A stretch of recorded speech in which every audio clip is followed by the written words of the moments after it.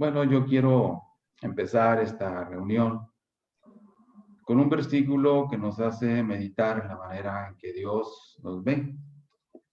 Este versículo lo encontramos en Isaías 65. No, Isaías 66, 2. Mi mano hizo todas estas cosas y así todas estas cosas fueron, dice Jehová. Pero miraré a aquel que es pobre y humilde de espíritu y que tiembla a mi palabra.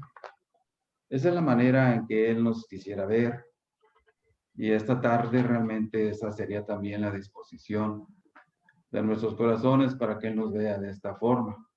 Miraré a aquel que es pobre de espíritu y que tiembla a mi palabra.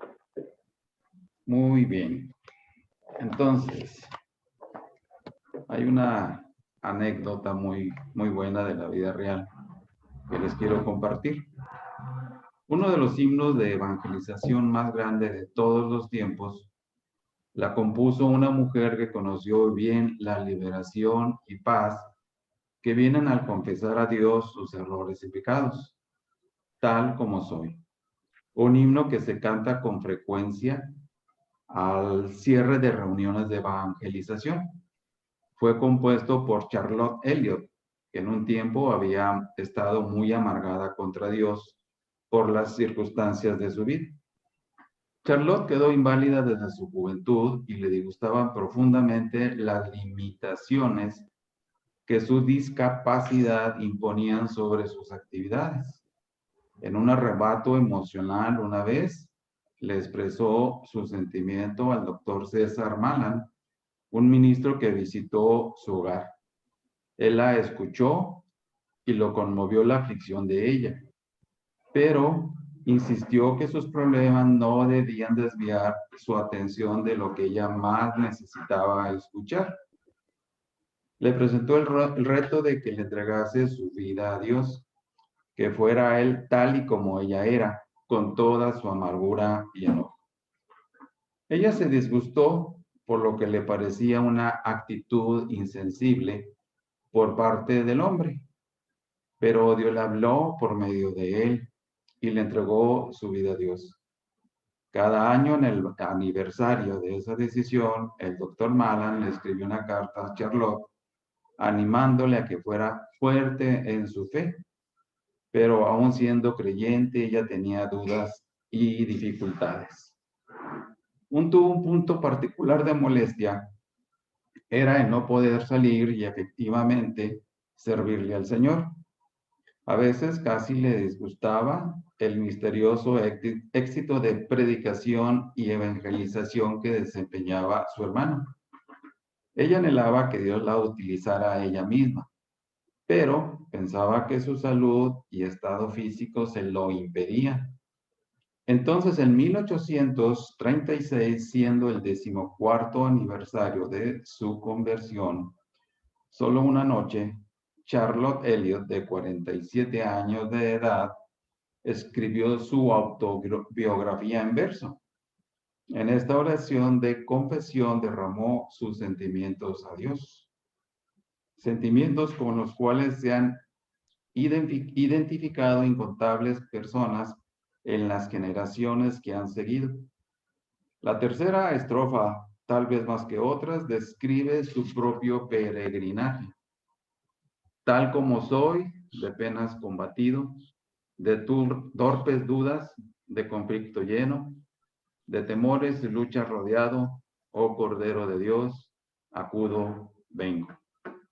Años más tarde, al reflexionar sobre el impacto de su hermana al escribir este himno, el reverendo Henry Ben Elliott dijo: en el curso de un largo ministerio, espero se me haya permitido ver algunos de los frutos de mi labor, pero siento que ha hecho mucho más mi hermana con un solo himno, tal como soy.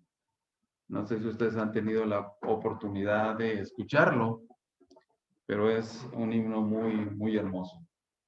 No podemos acudir a él, ¿verdad? Recomendándonos a nosotros mismos, porque debemos reconocer como ella como este himno precioso, tal como soy. Y bueno, también regresando un poquito a Isaías, miraré a aquel que es pobre y humilde de espíritu y que tiembla a mi palabra. Y esto es lo que debe producir la palabra de Dios en la vida de los creyentes, cuya entrega puede permitir que ellos puedan ser usados para su gloria. Otro versículo allá es en Segunda de Crónicas 16:9, donde nos dice: porque los ojos de Jehová contemplan toda la tierra para mostrar su poder a favor de los que tienen corazón perfecto para con él. Podemos observar que no es lo mismo mirar que contemplar. Él está indudablemente mirando a este pobre mundo con todos los problemas que él tiene. Pero contemplar es otra cosa muy, muy diferente. Es realmente, este versículo está solamente para nosotros los creyentes, porque Él contempla nuestras vidas, contempla nuestras dudas, contempla lo que nos pasa, lo que no nos pasa, y Él tiene un cuidado muy grande por nosotros. Esto se llama las miradas de Jesús. Es posible ser un seguidor de Jesús sin ser un discípulo. Ser un seguidor del campamento sin ser un soldado del rey. Ser apegado en alguna obra sin cargar el propio peso. Tal vez alguien estaba hablando con un gran erudito en cuanto a una joven o a un joven y le dijo: fulano de tal dice que él fue uno de tus alumnos. El maestro contestó devastadoramente: él pudo haber asistido a mis clases, pero no fue uno de mis alumnos. Hay un mundo de diferencia entre asistir a clases y ser un estudiante. Es una de las supremas desventajas que en la iglesia haya tantos seguidores distantes de Jesús y tan pocos discípulos reales. Imaginémonos en este momento un poquito al Señor. Miraré a aquel que es pobre y humilde de espíritu. Y este último versículo que vimos en Crónicas: pero miraré ¿a quién? Al que tiene temor. Porque los ojos de Jehová contemplan toda la tierra para mostrar su poder a favor de los que tienen corazón perfecto para con él. Los ojos de Jehová contemplan toda la tierra. Está contemplando a todos los creyentes, no a los inconversos. Y él tiene una sola misión al observarnos y contemplarnos de esta manera tan profunda: conferirnos su poder. ¿Qué impide que su poder esté sobre nuestras vidas? Son tantas cosas que pueden ser. El Espíritu Santo nos las menciona o nos las nombra a través de la palabra o nuestra conciencia. Pero Él está contemplándonos porque quiere darnos ese poder a los que tienen corazón perfecto para con Él. Un corazón perfecto no es como lo conocemos acá en el mundo. Tener un corazón perfecto delante de Dios es tener un corazón honesto. Eso es todo. Entonces, el punto aquí es realmente el hecho de que nosotros seamos esos hombres. La compasión que tenía Jesús por la gente era muy profunda, y todo empezó cuando él miraba a la gente. Pero preguntémonos para qué las miraba y cómo las miraba. Él mira a las multitudes con compasión. Mateo 9:36. Y al ver a las multitudes tuvo compasión de ellas, porque estaban desamparadas y dispersas, que no tienen pastor. Entonces dijo a sus discípulos: a la verdad la mía es mucha, mas los obreros pocos. Rogad pues al Señor de la mies que envíe obreros a sus mies. ¿Quién puede ver como ve Jesús, teniendo compasión de los que nos rodean? Solo aquellos que tienen un corazón profundo por Cristo y que son conscientes que los que nos rodean no tienen a Jesús. Miles están muriendo en la India, en Brasil igual. Aquí también un proceso muy difícil. Pero ¿Cómo podemos ver a esas multitudes como Jesús las veía? Solamente a través de un corazón obediente y Dios nos dé la gracia para tenerlo. Es muy obvio que la mirada que Jesús tenía de las multitudes y que aún tiene hoy era tan distinta al resto de las miradas que otros han tenido por ellas. Pero la mirada de Jesús por ellas fue y es diferente. ¿Cómo las vio él? ¿Qué produjo en él la visión de las multitudes? ¿Por qué Jesús las vio de esta manera? Jesús tenía una mirada sensitiva. Él veía en cada persona no a su apariencia, no sus logros, no las cosas que los hacían felices. No, él veía sus corazones. Y al saber que en ellos había un vacío espiritual que no había sido llenado ni siquiera con tanta religiosidad, tuvo compasión por ellas. Pero, ¿cómo debería ser la mirada de un creyente? ¿Hasta dónde se despierta en nosotros tal compasión como la que sintió el Señor? ¿Qué tan sensibles somos en nuestra mirada? Jesús tenía una mirada con atención, siendo consciente de un gran peligro. Por un lado, Jesús vio a las multitudes desprotegidas y siendo blanco de muchos enemigos, vio en ellas una vida desamparada de dirección, aunque había muchos líderes religiosos. Ustedes pueden ver también a nuestra juventud hoy, viviendo en un libertinaje tremendo. Y tú dices, ¿qué nos está pasando como sociedad? Nos hemos apartado de Dios, nos hemos apartado de sus principios y queremos vivir la vida como nosotros querramos, sin que nadie nos diga cómo vivirla. Y ok, es una decisión, pero hay decisiones las cuales nos arrepentimos posteriormente. Con esto Jesús nos dice que la iglesia o que a la iglesia debe importarle el abandono espiritual en la que se encuentra tanta gente, que de igual manera nosotros debemos verlas como Jesús las vio. El gran peligro que viven las ovejas a merced de Satanás, que quiere devorar y destruir sus almas en el infierno. Una de las oraciones más descuidada en la iglesia de nuestro tiempo es que como no vemos la magnitud de la cosecha, no estamos orando por obreros para recogerla. Los grandes contagios, desgraciadamente, que se están dando en la India, todos fueron por actividades religiosas de ellos, tienen muchas fiestas religiosas, y el gobierno no prohibió que no se llevaran a cabo. Y esto trajo el gran desastre a este pobre pueblo. Vamos a ver ciertas miradas del Señor Jesucristo, y la primera que vamos a ver es la mirada al joven rico. Allá en Marcos 10, 17 al 31. Al salir él para seguir su camino, vino uno corriendo, hincando la rodilla delante de él, le preguntó, Maestro bueno, ¿qué haré para heredar la vida eterna? Jesús le dijo, ¿por qué me llamas bueno? Ninguno hay bueno sino uno, solo Dios. Los mandamientos, él entonces respondiendo le dijo, los mandamientos sabes, no adulteres, no mates, no hurtes, no digas falso testimonio, no defraudes, honra a tu padre y a tu madre. Él entonces respondiendo, le dijo, maestro, todo esto lo he guardado desde mi juventud.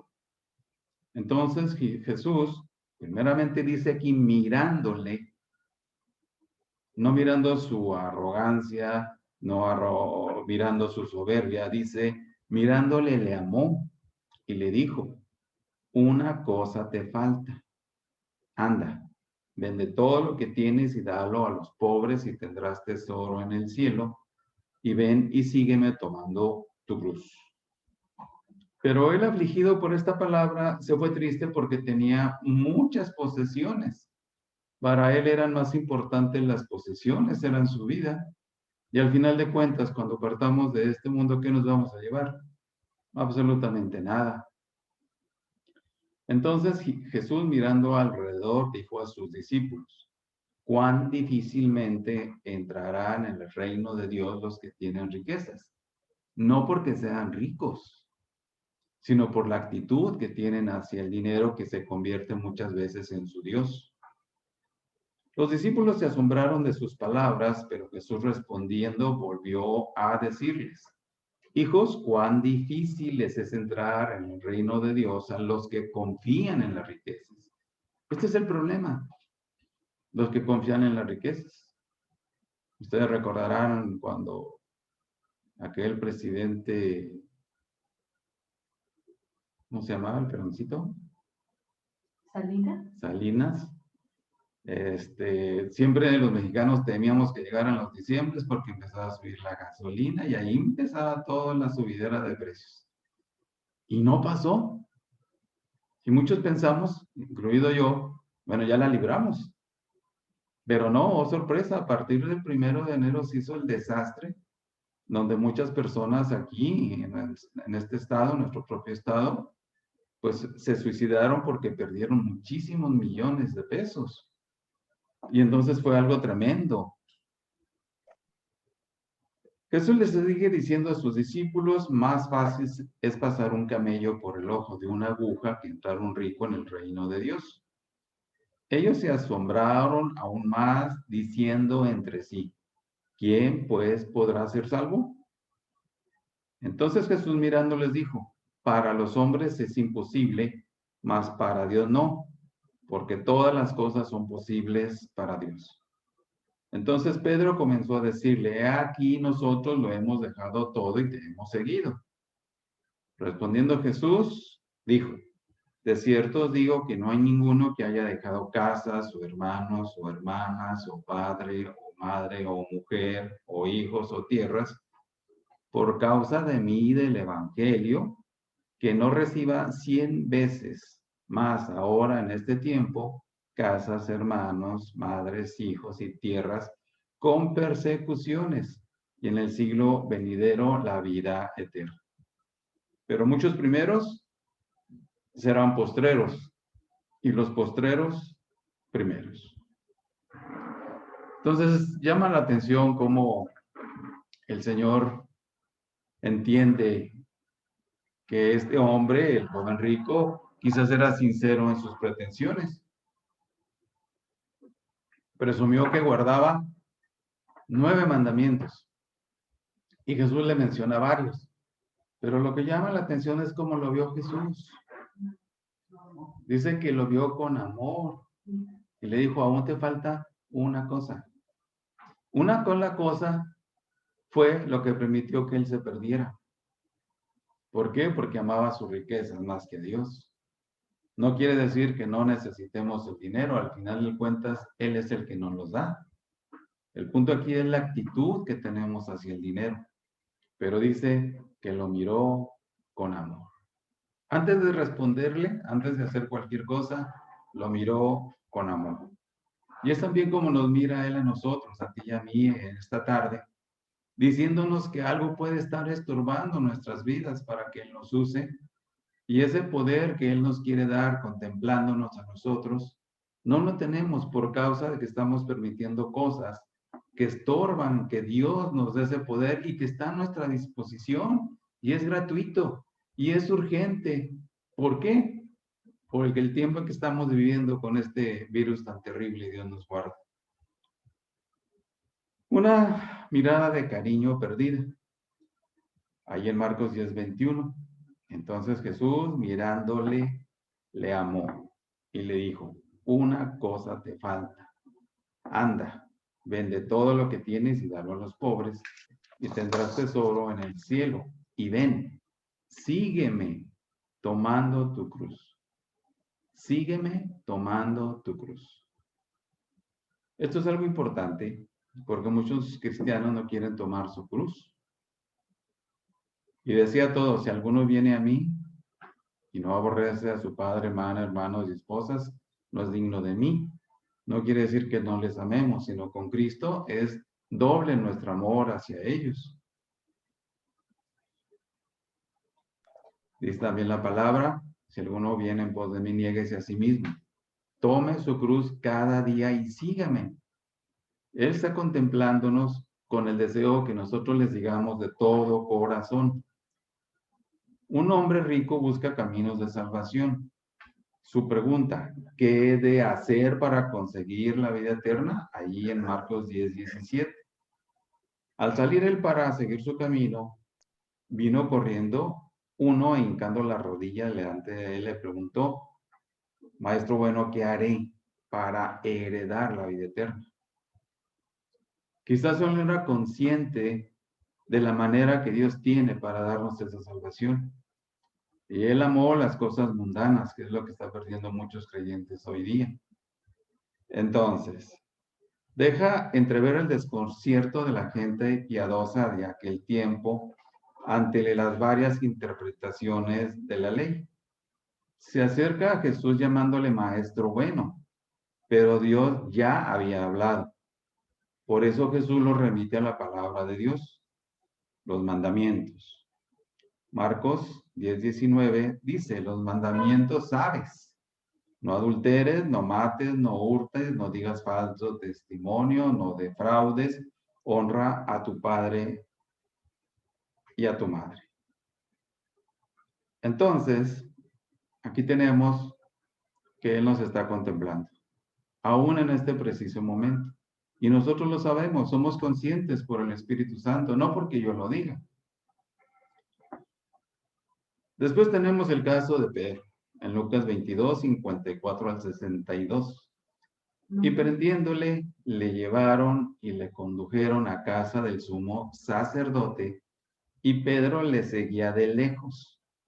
Y habiendo ellos encendido fuego en medio del patio, se sentaron alrededor, y Pedro se sentó también entre ellos. Pero una criada al verle sentado al fuego se fijó en él y dijo, también este estaba con él. Pero él lo negó diciendo, mujer, no lo conozco. Un poco después, viendo lo otro, dijo, tú también eres de ellos. Y Pedro dijo, hombre, no lo soy. Como una hora después, otro afirmaba diciendo, verdaderamente también este estaba con él porque es Galileo. Y Pedro dijo, hombre, no sé lo que dices. Y enseguida, mientras él todavía hablaba, el gallo cantó. Entonces, vuelto al Señor, miró a Pedro, y Pedro se acordó de la palabra del Señor que le había dicho, antes que el gallo cante, me negarás 3 veces. Y Pedro, saliendo fuera, lloró amargamente. Pedro pasó por una experiencia que marcaría su vida para siempre. Negó al Señor. Jesús fijó la mirada en Pedro. Esa mirada que marcó por completo la vida de Pedro, ya que nunca olvidó este suceso. Seguramente que las miradas de Jesús y Pedro se cruzaron muchas veces, pero hay una del todo particular, porque es la última y era una situación límite. Pedro acababa de negar y renegar de Jesús. En aquel momento, estando aún hablando, cantó el gallo. Y el Señor miró a Pedro y recordó Pedro las palabras del Señor y salió fuera, rompió a llorar amargamente. Imposible entrar en el misterio de ese cruce de miradas. Cuánta comprensión y esperanza debió percibir Pedro en ella. Se sintió descubierto, sí, pero no condenado. Más que reproche, la mirada de Jesús fue una propuesta renovada de amistad. Una mirada dolorida porque el amor nunca es indiferente ante la infidelidad, pero sobre todo fue una mirada acogedora y compasiva, porque el amor no lleva cuentas del mal. Dice por ahí 1 Corintios 13:5, el amor no hace nada indebido, no busca lo suyo, no se irrita, no guarda rencor. A la luz de esa mirada, Pedro releyó toda su vida, no solo en aquel momento, y lloró, pero no desesperó. Aquella mirada lo hizo renacer, se dejó mirar así y le salvó. La mirada de Jesús es siempre una oportunidad. Este es siempre el tono de la mirada de Jesús, propuesta misericordiosa de salvación. Al inicio del pasaje veíamos que Pedro iba, en ese día de la crucifixión, escondiéndose entre la gente, siguiendo al Señor para ver lo que había de pasar. E imagínense que él es descubierto por unas personas ahí y él negando en repetidas veces al Señor. Pero bastó una mirada del Señor de compasión para que Pedro fuera quebrantado y se acordara de las palabras que previamente Jesús le había dicho. Pero él no hizo caso de la palabra. Este es un gran problema en la iglesia de todos los tiempos, la falta de obediencia de los creyentes a la voluntad de Dios. Aquí no vemos a un Jesús airado, enojado, rechazador. Vemos a un Jesús con mirada de compasión por Pedro. ¿Qué aprendió Pedro? Que en medio de sí había un traidor, como lo hay en nosotros, que se llama antigua naturaleza pecaminosa. Por eso la palabra dice que crucificando la carne con sus pasiones y deseos, en Gálatas 5:24. Pero esto es ya una decisión de cada uno de nosotros. Realmente, meditando un poquito en Pedro, uno dice, oye, ¿cómo no se murió de angustia al haber negado a su Señor, al verle hacer tantos milagros, al andar con Él todos los días? Pero aquí vemos la fidelidad de Dios por nosotros, ese grande amor que debiera haber en la vida de cada uno de nosotros también.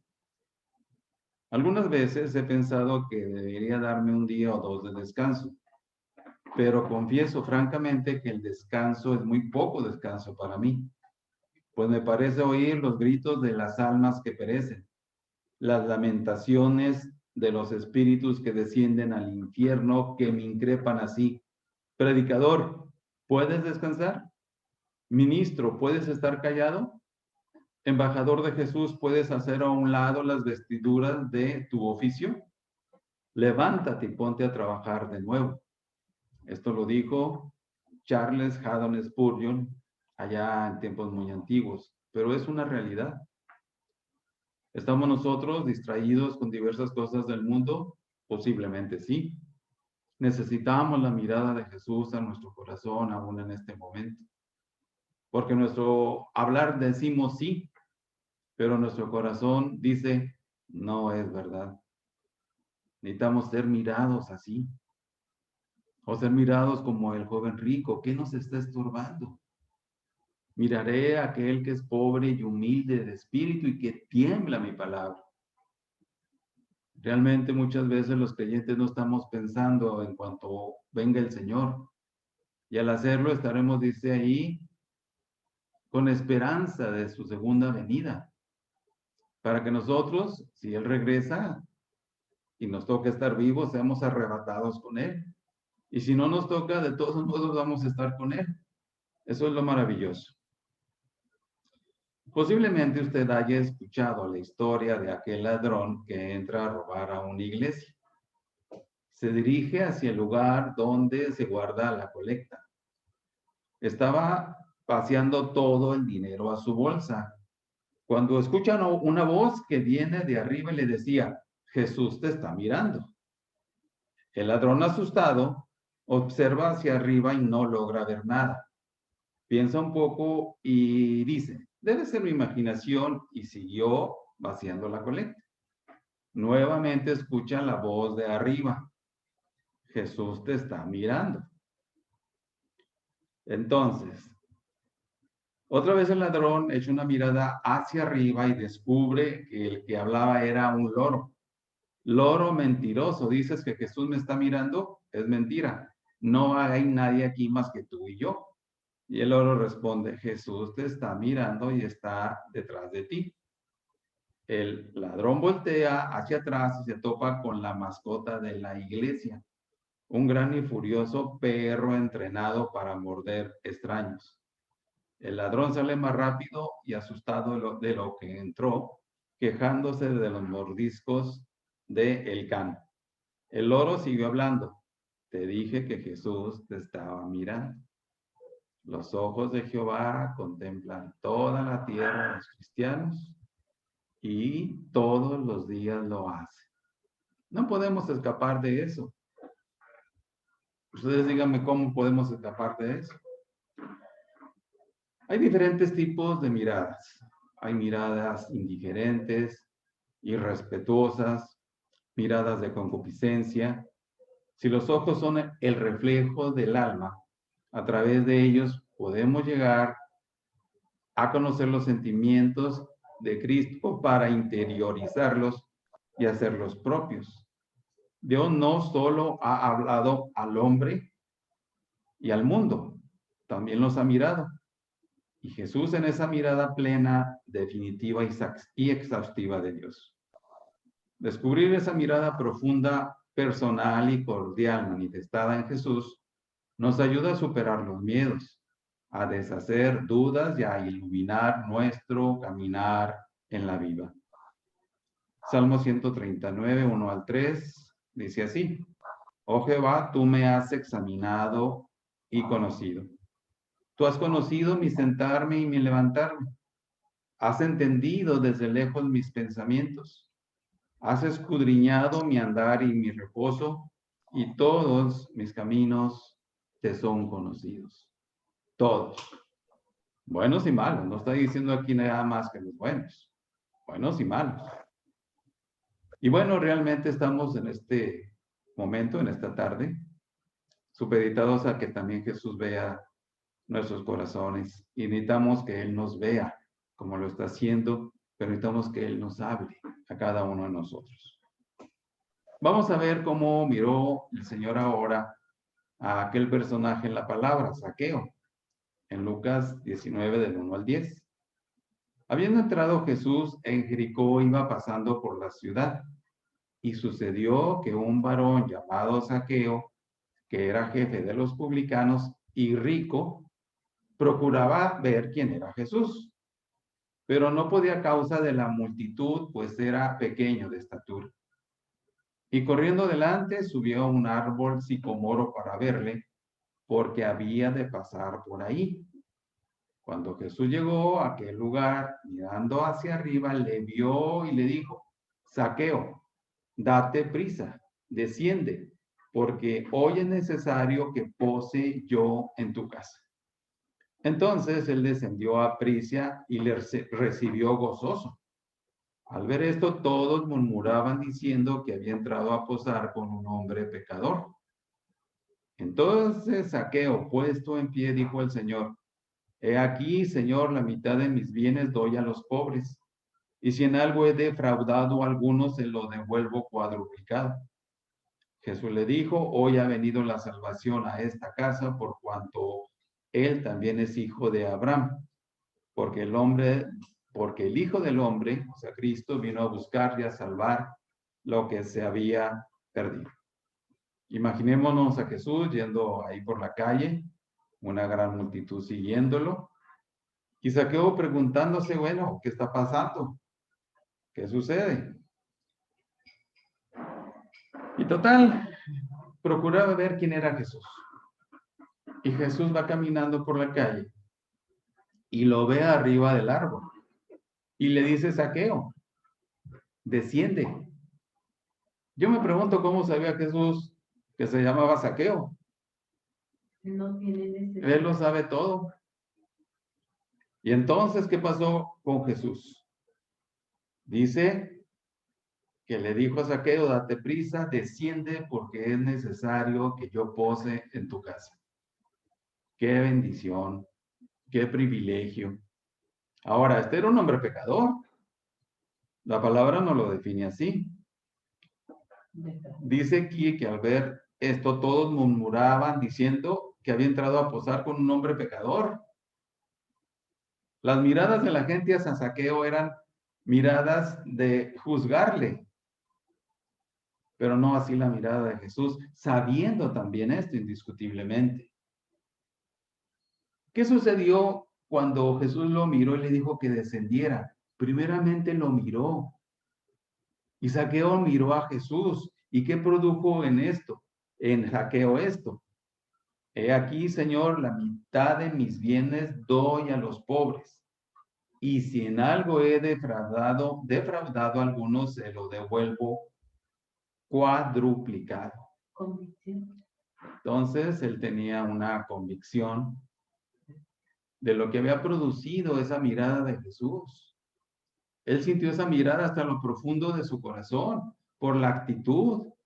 Señor, la gente tiene razón, como ellos me miran, porque están diciendo que vas a entrar a casa de un hombre pecador. Pero Jesús, sin embargo, responde: hoy ha venido la salvación a esta casa, por cuanto él también es hijo de Abraham. O sea, Abraham fue nuestro padre en la fe. Él creía, por eso dice esto aquí la palabra. Y entonces nos dice algo importantísimo a nosotros, mirando nuestro corazón, si es sincero o no, si tiene un anhelo por Jesús y amor por él o no. Porque el Hijo del Hombre vino a buscar y a salvar lo que se había perdido. Un día nosotros estábamos también así y no vimos o nos fuimos conscientes cuando Él nos miró. Pero Él nos miró el tipo de vida que vivíamos y teníamos. Y vino y tocó la puerta de nuestro corazón y lo dejamos entrar y cambió nuestras vidas. Miles allá afuera están esperando esto sin saberlo, como tú y yo no lo sabíamos tampoco hasta que alguien nos habló de Cristo, de su amor, su perdón y la vida eterna. Una mirada aceptada. Aquí hay dos miradas, las de Zaqueo, curiosa, y la de Jesús, salvadora. Zaqueo, jefe de publicanos, intentaba ver quién era Jesús. Quería conocer al hombre que hacía diferencia de los escribas y fariseos, pero no condenaba, sin más a los publicanos, porque no quería ser visto, porque tenía mucho dinero y no era conveniente mezclarse con esa gente de segunda clase que acompañaba al rabí de Nazaret. Por esto subió a un sicomoro para verlo, pues debía pasar por ahí. Quería ver sin ser visto, pero no consiguió su propósito, o lo consiguió solo a medias. Al pasar Jesús, con su atenta mirada, le descubre camuflado entre el tupido ramaje del sicomoro y sobre todo le descubre el futuro. La mirada de Jesús se traduce en deseo. Quiero hospedarme en tu casa, Zaqueo. Acepta ser descubierto y aceptó el descubrimiento que aquella mirada le ofrecía. ¿Por qué lo miró Jesús? ¿Por qué le dijo que descendiese? Porque era necesario, le dijo Jesús, que yo pose hoy en tu casa. Así como cuando Cristo vino y hizo de nuestro corazón su casa. El punto es cómo lo estamos atendiendo, ¿verdad? Cuando vimos aquella predicación de mi corazón, un hogar de Cristo. Quería darle la vida eterna, por eso lo miró de esta forma. No lo condenó. No dijo, toda esta multitud te acusa. No había necesidad de eso, él lo sabía. Dios nos dejó una conciencia.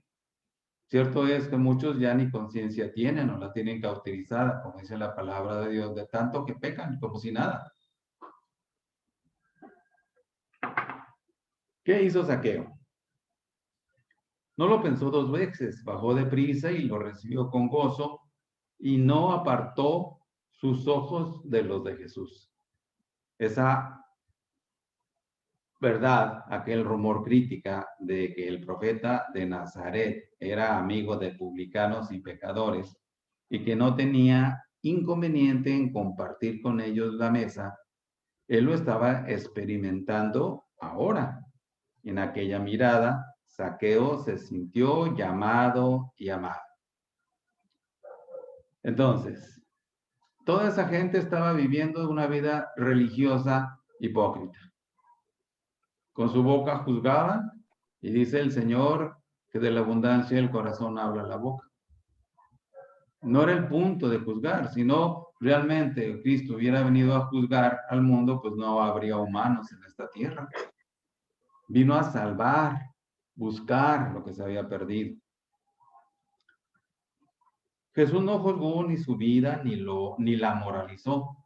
Sencillamente le visitó y en esa visita cordial, abierta y desprogramada fue suficiente para que Zaqueo comprendiera el alcance de la actitud. Ninguna reconvención, ningún reproche. Jesús le miró y en aquella mirada Zaqueo descubrió esperanza, futuro, amor, y aquella mirada lo convirtió. Señor, voy a dar la mitad de mis bienes a los pobres y en caso de que haya defraudado a alguien, le devolveré el cuádruple. Todo terminó en fiesta con un cambio trascendente. El publicano Zaqueo es conocido como un hijo de Abraham. Y es que saber mirar puede ser el estímulo para iniciar nuevos caminos. Bueno, si necesitamos ser mirados como el Señor Jesús miró a Zaqueo, que Él nos examine en nuestro corazón. En Mateo 5:22 nos dice, pero yo os digo que cualquiera que se enoje contra su hermano será culpable de juicio. Y cualquiera que diga necio a su hermano será culpable ante el concilio. Y cualquiera que le diga fatuo quedará expuesto al infierno de fuego. Nos resulta difícil encajar esta mirada. En quien prohíbe airarse contra su hermano, nos resulta difícil encajar esta mirada y sin embargo es una mirada de Jesús. No es la ira del arrebato pasional e irracional, sino la del dolor por la ausencia de compasión, expresión de una humanidad dolorida por la falta de humanidad, sofocada con el pretexto de observancias religiosas.